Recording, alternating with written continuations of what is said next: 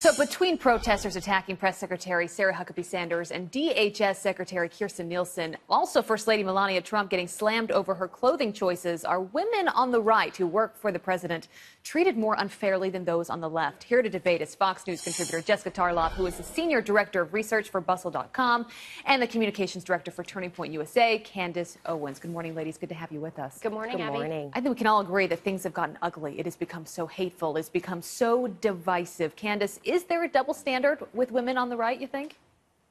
Of course, there's a double standard. I mean, it's incomprehensible and indefensible, and anybody with a modicum of decency will admit that what's going on here is wrong. I can't even fathom a world where Obama's daughters are threatened with pedophilia by somebody in Hollywood in the same week that someone in his administration is kicked out of a restaurant with 7 members of their family just for wanting to eat. We would never hear the end of the claims of racism. This would not be allowed whatsoever, and it should not be allowed just because this is Donald Trump's administration. Jessica, your response? My response is that there are 2 issues at play here. There's the civility issue, which is what happened here with Sarah Huckabee Sanders, and I personally don't think that she should have been thrown out of the restaurant. I think you can have a conversation with someone about the beliefs and what this administration is doing without denying them service. We don't deny service to people for immutable characteristics. We can legally on the basis of political affiliation, but I don't think it was constructive and it hurts the debate. The other side to the issue is the fact that Republican women want to be deemed feminists, and they want to have the same kind of clout as women on the left who are actually advocating for policies that help women, whereas the policies out of this administration actually hurt them, like refusing to raise. But women that work for the president, they wouldn't say that. They would say actually the opposite. They would say that we believe in these issues and we feel like they help women. Yeah, you can say whatever you want, but the statistics don't lie. We know that if you raise the minimum wage, 2/3 of people in this country on the minimum wage are women. They need that help. We know that there is assault on women's health care rights from this administration, things like that.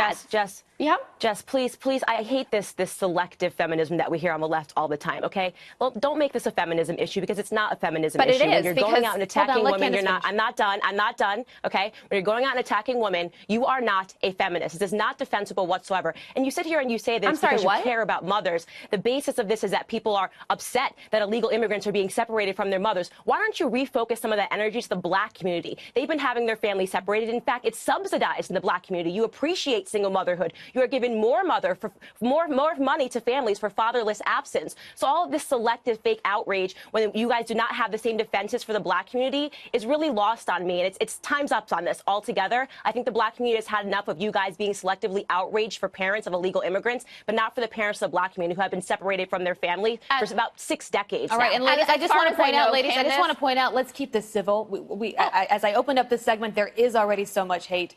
Indecency in this country. So let's just keep this debate a debate and keep it civil. Jessica, your response. I believe I was keeping it civil, and then Candace told me that I wasn't a feminist. I also believe that Candace doesn't speak for the entire. You weren't. I said ladies, I said the left. I didn't say you, Jessica. So don't make it personal. I said the left. It's selective feminism on the left that we're seeing.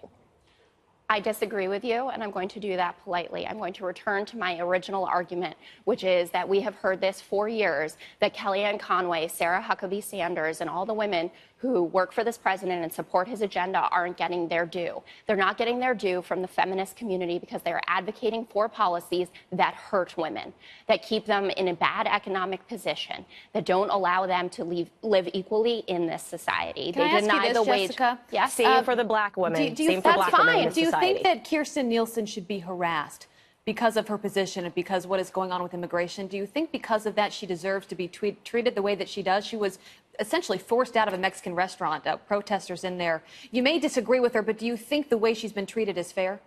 I think that what Kirstjen Nielsen did in initially coming out and lying about what this president's policy did, then having to backtrack on it, puts her in a very tenuous position. That wasn't my question, though. I think that people should have civil conversations about it and certainly have every right as a public official to come up to her table and to call her out on her lies and this administration's lies. If she wants to leave because of it, that's on her. But she should be open to that dialogue with the American public who is dissatisfied. Candace, very quickly, last word here. This is a very very slippery slope. The left should stop this, because then you're basically saying that in the future this is going to be allowed in administrations that you do support. And as I said, the selective outrage for illegal families, when this has been going on in the black community, no one talks about the fathers that are separated, the fathers that are behind bars, the fathers that are buried on the south side of Chicago and in Baltimore. So again, this is completely, to me, seems like fake outrage, and I don't support it whatsoever. Candace, that's why President Obama had his father's program. Yes, we do talk about it. Okay, Candace, that sanctioned those programs. Candace and Jessica,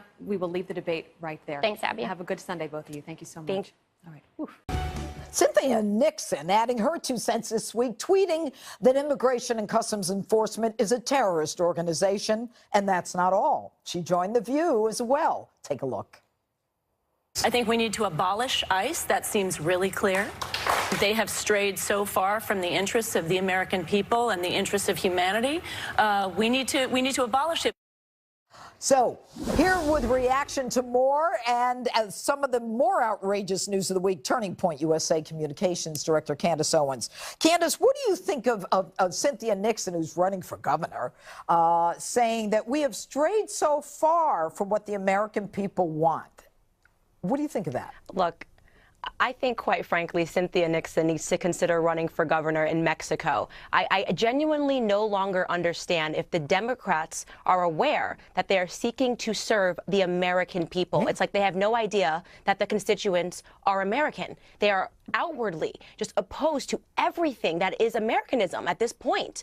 I don't get it whatsoever. It's embarrassing that she would insult the border agents. They have one of the toughest jobs in this country. It's a dangerous job. And by the way, a lot of them are Mexican.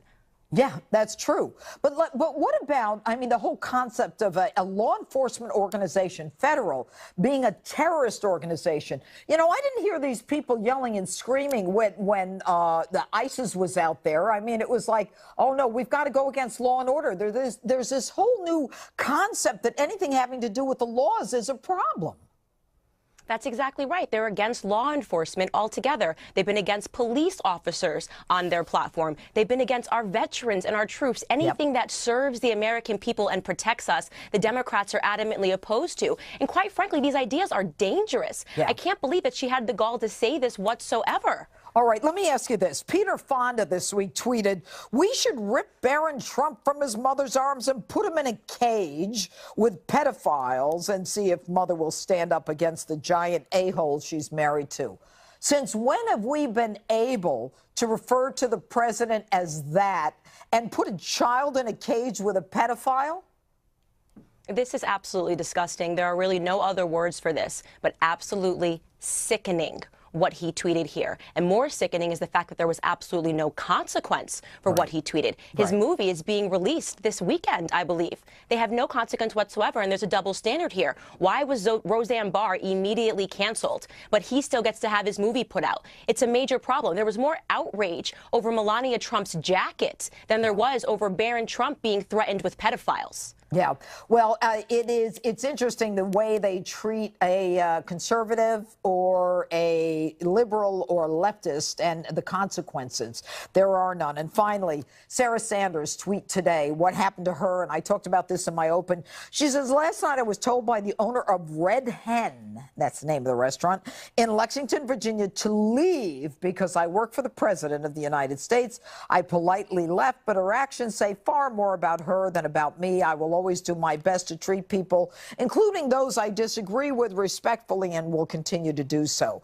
Now, what do you think is happening in this country right now, Candace, where the left has absolutely no compunction to heckling people like the Cabinet Secretary Kirstjen Nielsen, to throwing people out of restaurants, to getting bullhorns and outside their homes, calling them racist, fascists, and whatever?